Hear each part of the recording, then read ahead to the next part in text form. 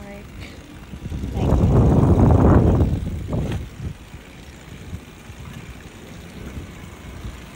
init.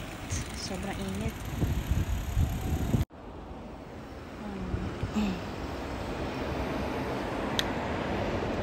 Ito yung aking busina. Yabang. Tapos ang init to. Hindi naman na sobra, pero ang init pa rin. Kahit na past, anong oras na? Past 4 or 5 na. Hindi ko na-check. Siguro past 5 na, no? Ang ganda ng color. Wow. Kitang color ng ang kitang color ng car niya, pero hindi ko magugustuhan. Ewan ko. Pagdating sa akin, gusto ko pa rin ng black. Black lang. I like the black. Nice. Pero kung nakakakita naman ako ng ano po pa ako. Kung nakakita naman ako ng my color, okay naman ako. Sa kanila, okay. Pero sa akin.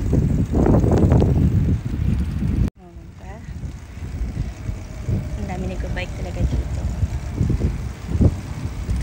Nakakatuwa lang kasi, nakakatawa lang pala. Dahil ayaw akong payagan ni mama mag-bike. Pagkatating ko dito, puro bike lang din pala yung sasakyan ko. Nakakatawa. Yan ang aking lugar. Nice. Oh.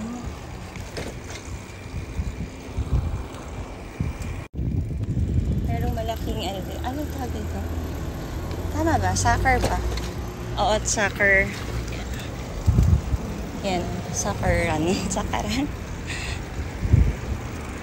Malaki yun. Tapos sa likod niya, mayroong malaking park. Dito na tayo.